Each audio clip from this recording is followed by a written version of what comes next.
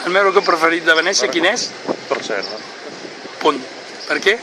Perquè la meva família és de Venècia, de Torcello, la meva àvia era d'allí, i agafar el vaporet i anar a Torcello és com tornar enrere de 100 anys, perquè és una Venècia rural, una Venècia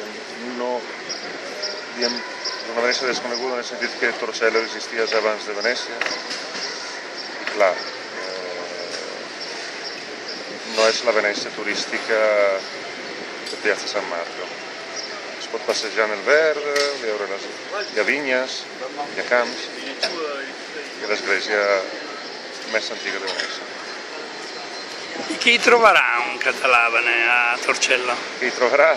A part d'un restaurant... Al restaurant, aquí anava Hemingway per escriure, Hemingway anava a la locanda Cipriani. No, trobarà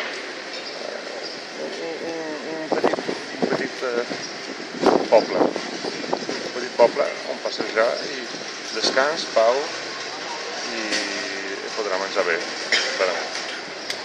I el Pont del Diablo, hi ha un Pont del Diablo. Què és el Pont del Diablo? El Pont del Diablo. Com hi ha per tot arreu hi ha un Pont del Diablo, a Torcello.